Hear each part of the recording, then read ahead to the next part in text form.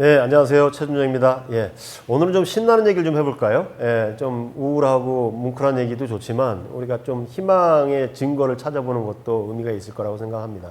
6년 전쯤에 대전에서 대전에 있는 노숙인 시설에서 저한테 전화가 왔어요. 특강을 한번 해달라고요. 그래서 하겠습니다 라고 전화를 이제 통화를 하고 나서 내려가서 강의를 했는데, 그때 그 대전 그 노숙인 시설의 그 사회복지사님이 저한테 그런 얘기를 하시더라고요. 사실은 다른 분한테 강의 제안을 했었는데 못하겠다라고 하더라는 거예요. 그래서 왜 못하겠냐 그랬더니 대상이 노숙인이라고 하니까 솔직히 좀 떨린다. 강의를 잘할 수 있는 자신이 없을 것 같다. 그렇게 얘기를 하면서 최준용 선생님을 추천하더라고요. 그러더라고요. 그분이 저를 어떻게 알았을까? 저하고 아는 분도 아닌데 아마 그분이 인터넷 검색을 해서 노숙인이 문학하니까 아마 대표적으로 떴던 인물이 제가 아니었나 싶어서, 그래서 이제 저한테 연락을 하게 됐고, 그래서 첫 강의를 했는데, 원래 특강 한 번만 하기로 했는데 다음 달에도 또 저를 부르더라고요. 그래서 뭡니까 그랬더니 그 사회복지사 얘기가 이제 솔직하게 얘기하더라고요. 선생님을 다시 부르는 이유가 두 가지 있습니다. 첫째는 그 적은 강사비에도 불구하고 액수 따지지 않고 오는 분이기 때문에, 노숙인 시설의 예산이라는 게 뻔하기 때문에 그 많은 강사비를 줄 수 없고, 그러니까 이제 부르고 싶은 분을 잘 못 부르는 그런 현실이구나라는 걸 생각을 해서, 나는 돈 안 따지니까 또 필요하면 부르십시오 했더니 아니나 다를까 그때부터 계속 부르기 시작해서 5년 동안 이제 특강 한 번 하기로 한 게 무려 횟수로 5년 동안 줄기차게 가는 계기가 됐습니다.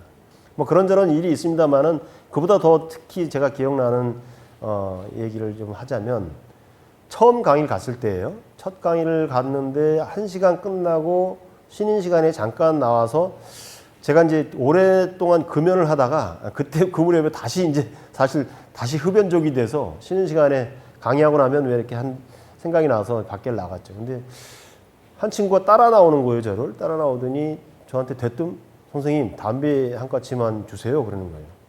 얼핏 봐도 20대예요. 아휴, 거리의 삶을 사니까 그렇게 힘들어서 그런가 보다 생각하고 이제 한 가지 줬어요. 그랬더니 바로 이어서 전화번호도 좀 가르쳐 주세요 그러는 거예요. 어라? 전화번호까지?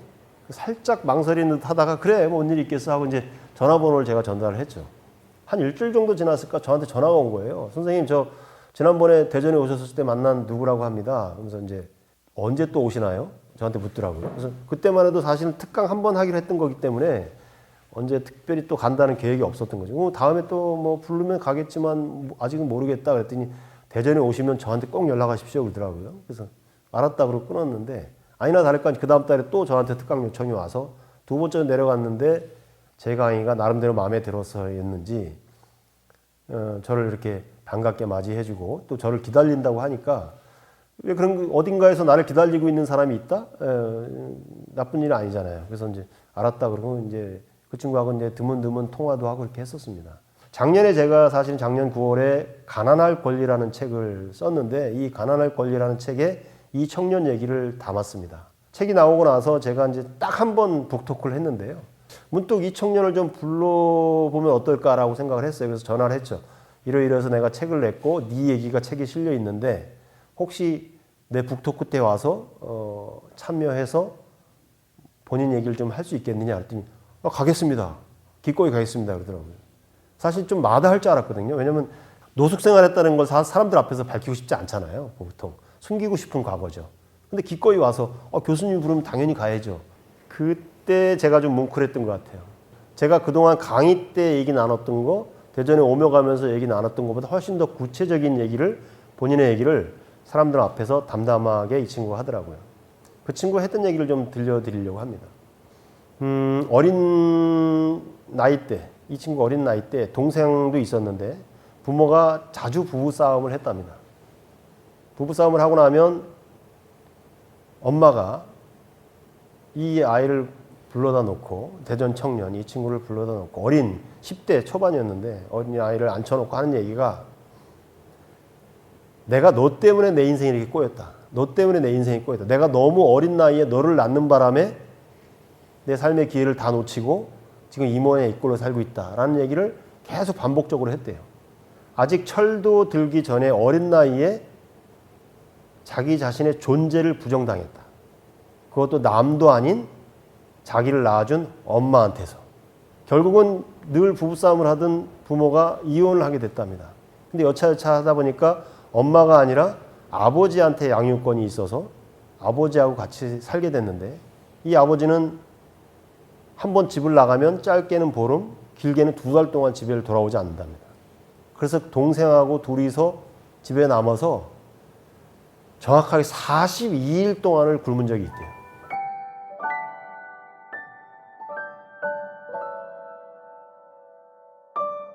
사춘기를 통과할 나이에 이 친구는 집을 뛰쳐나오고 그때부터 거리에 떠돌면서 술에 의존하는 삶을 살기 시작했고, 술을 한번 마시면 끊지 않고 계속 마시고, 그러다 보면 의식을 잃고 119 구급대가 와서 실어가고, 그러면 집이 없으니까 또 보호시설이나 이런 데 있다가 또 거리의 삶을 살다가 또 술을 먹으면 또 자신을 잃고 20대 청년 노숙자가 된 거죠. 청년 노숙인.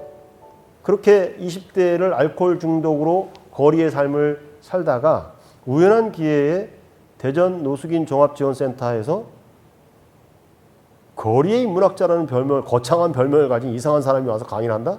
그래서 이제 거의 동원되다시피 해서 그 강의장에 불려왔답니다. 왜냐하면 강의장에 가서 강의를 들으면 밥 한 끼를 얻어먹거나 할 수 있는 기회가 될 수도 있으니까요. 아무 기대도 안 하고 왔는데 제 강의를 들으면서 번뜩 뭔가 얻어맞은 것 같은 기분이 들었답니다. 저도 순탄한 삶을 살지 않았잖아요. 고등학교 과정은 검정고시, 공장 노동자 생활을 하면서 대학에 들어와서는 재적을 3번이나 당했거든요. 대학 졸업장 없이 학교를 뛰쳐나왔고, 그런 사람인 저를 보고 닮고 싶다는 생각을 했답니다. 한 1년 정도 지났을까요? 그 친구가 또 갔더니 저를 반갑게 맞이해 주더라고요. 그때도 어김없이 또 둘이 골목에 숨어서 담배를 물고 이렇게 잠깐 얘기를 했는데, 그 친구가 느닷없이 저한테 그러는 거예요. 선생님, 저도 공부하고 싶어요. 공부? 해야지. 무슨 공부하려고 하는데? 그랬더니 저는 사회복지 공부를 하고 싶습니다. 그러더라고요. 왜? 그랬더니 제가 노숙 생활을 하다 보니까, 거리의 삶을 살다 보니까 거리의 삶을 사는 사람에게 뭐가 필요한지를 알겠는데 실질적인 도움을 줄 수 있는 그런 사회복지사가 되고 싶습니다. 이렇게 얘기하더라고요. 그래서 그때까지만 해도 뭐 그러려니 하고 사실 거의 그냥 지나치다시피 했던 기억인데, 그 다음에 저한테 연락이 왔어요. 다시 연락이 와서는 돈을 모으고 있다는 거예요.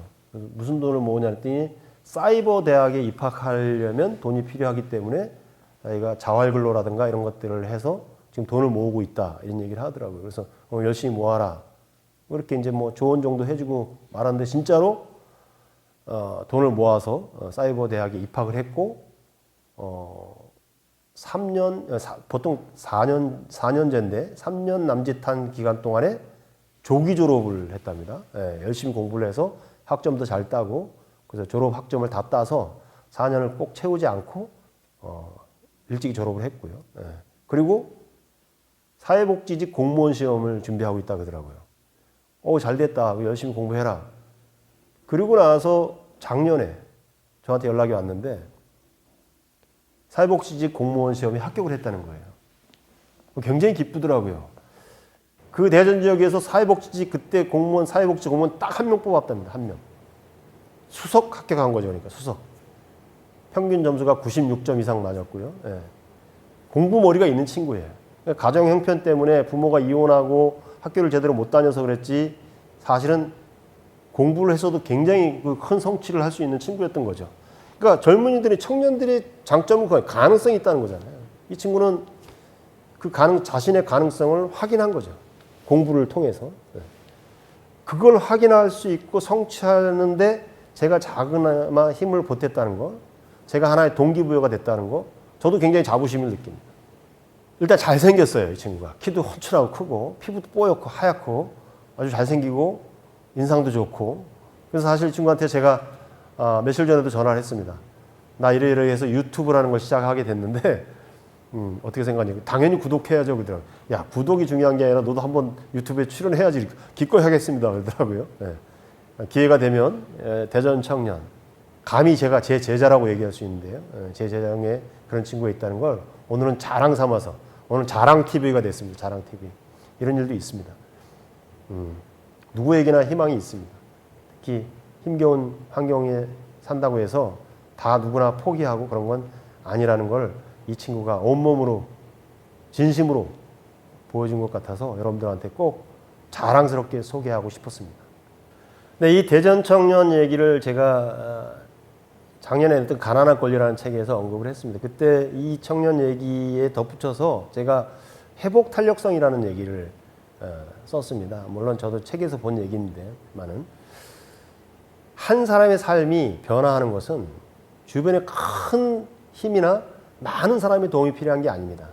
그 사람을 믿어주는 단 한 명의 사람만 있어도 이 사람은 얼마든지 환경을 극복하고 새로운 삶을 살 수 있습니다.